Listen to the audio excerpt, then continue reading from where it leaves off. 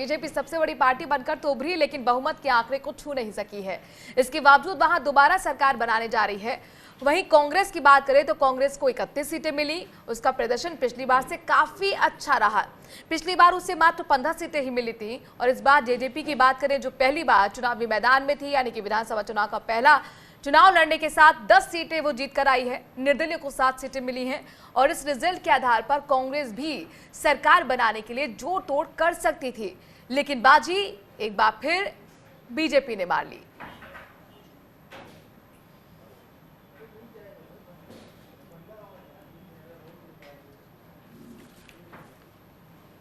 ईशा हमारी संवाददाता इस खबर पर ज्यादा जानकारी के साथ जुड़ गई। ईशा, उम्मीद यहां पर कांग्रेस को कल लग रही थी कि शायद बहुमत उसके साथ होगा, लेकिन आंकड़ों में वो सिर्फ 31 तक सिमट कर रह गई। बेहतर प्रदर्शन तो कहा जा सकता है, लेकिन जिस तरह से कांग्रेस को लेकर कहा जाता है बहुत सुस्त है वो जोड़ तोड़ में, और यहां भी कुछ ऐसा ही दिख रहा है। आपके पास क्या जानकारी ईशा?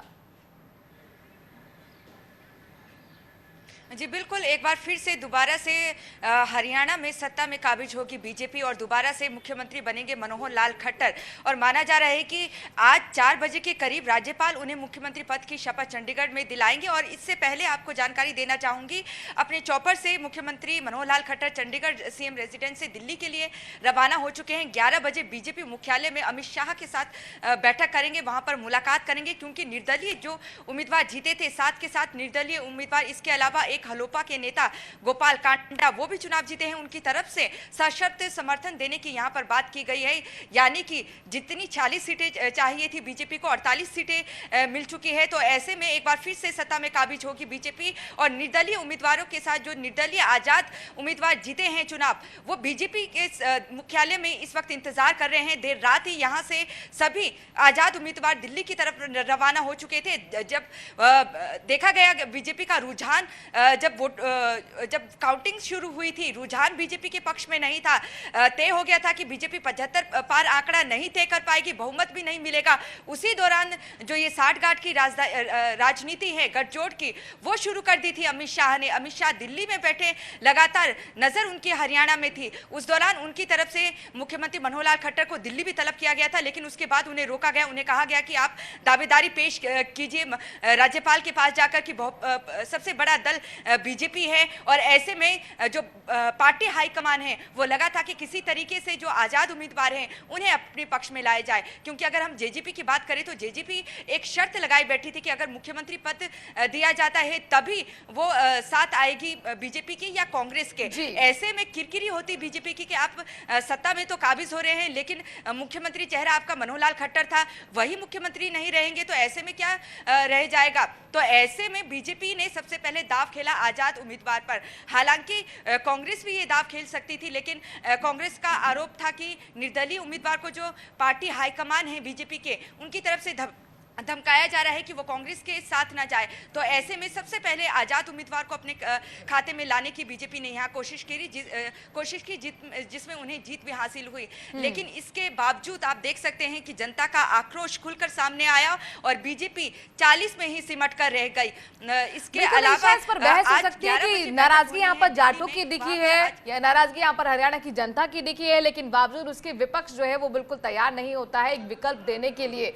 ऐसे में एक हमने चीज नोटिस की ईशा, इसको लेकर आपसे भी हम समझना चाहेंगे वो कितनी हद तक सही है या गलत।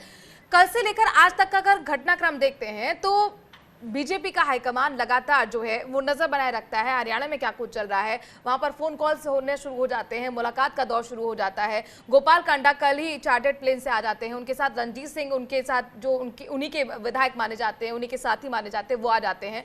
सुनीता दुग्गल बीजेपी की सांसद इस चीज के लिए पूरी तरह से जुटी हुई थी। ये सब कुछ रात के 2:30 बजे तक चल रहा है, मतलब आधी रात पर जेपी नड्डा के घर पर मीटिंग का सिलसिला है। लेकिन अगर हम दिल्ली में देखें, कांग्रेस मुख्यालय में देखें तो इस तरह की कोई हलचल हमें नहीं दिखती है। सवाल यह है कि आखिरकार कांग्रेस क्यों एक्टिव नहीं होती? जब हाथ में सब कुछ रेत की तरह फिसल जाता है तो फिर सवाल यह कि किस तरह से आप पछतावा करने के अलावा कुछ बचेगा भी नहीं। देखिए जिस तरीके के समीकरण हरियाणा में बने हैं, कुछ इसी तरीके के समीकरण गोवा में भी बने थे। गोवा में भी बीजेपी की तरफ से हालांकि बड़ा दल नहीं था, उसके बावजूद वो सरकार बनाने में कामयाब रहे और वहां पर अपने मुख्यमंत्री को उन्होंने बनाया। यहाँ पर जब बीजेपी ने देखा 1 बजे के करीब रुझान बीजेपी के पक्ष में नहीं थे, क्योंकि 2014 के चुनाव की अगर बात करें तो 2 घंटे के भीतर तय हो चुका था कि पूर्ण बहुमत के साथ बीजेपी सत्ता में काबिज होगी। लेकिन 2 घंटे के भीतर जिस तरीके से इस चुनाव में रुझान आए, उसमें तय हो गया था कि इस बार हंग असेंबली हरियाणा में बनेगी। इसको लेकर पार्टी हाईकमान जो बीजेपी का है वो सतर्क हो चुका था। अगर हम कांग्रेस की बात करें, हालांकि कांग्रेस की तरफ से भी संभावनाएं तलाशने की कोशिश की गई थी। सारा बागडोर जो है बिल्कुल कांग्रेस की जानकारी हम ले लेते हैं, क्योंकि कांग्रेस बीट की पर लगातार रिपोर्टिंग कर रहे हैं बिलाल, और बिलाल का हम सीधे रुक करते हैं, न्यूज रूम से हमारे साथ जुड़ गए हैं। बिलाल, कांग्रेस पर हमेशा ये आरोप लगा है कि कांग्रेस एक्टिव मोड में नहीं रहती है, और वही कुछ हमने यहां पर भी देखा है। हाथ में आते आते सस्ता फिसल गई है कांग्रेस के पास। आखिरकार केंद्रीय नेतृत्व चुस्ती दुरुस्ती क्यों नहीं दिखाता है?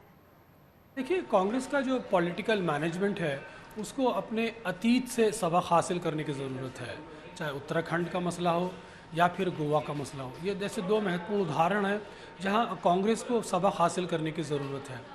आयन वक्त पर आके कांग्रेस का जो पॉलिटिकल मैनेजमेंट के अंदर जो एक फ्रैक्शन नज़र आता है, उसके अंदर जो एक स्पीड चाहिए इन हालात, ख़ास तौर से इन जैसे मामलों को हैंडल करने के लिए, वो नहीं दिखाई पड़ रही थी। लेकिन साथ ही साथ हमको ये भी देखना पड़ेगा कि कांग्रेस पार्टी की जो लड़ाई है उस सत्ता पक्ष है जो साम दाम दंड भेद सभी तरह की राजनीति का प्रयोग करती है। आपने देखा हो कि निर्दलीय विधायकों को जिस तरह से धमकाया गया, उसको लेकर दीपेंद्र हुड्डा का भी ट्वीट आया था।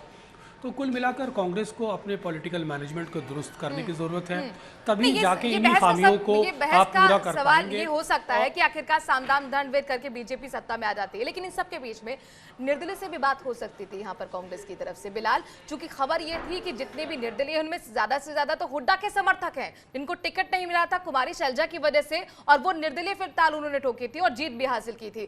तो अगर निर्दलियों से बातचीत हुड्डा की तरफ से होती है, केंद्रीय नेतृत्व साथ देता, या फिर जेजेपी से भी साथ में बातचीत लगातार पैरेलल तरीके से चलती, तो शायद कांग्रेस के लिए बेहतर परिणाम हो सकते थे।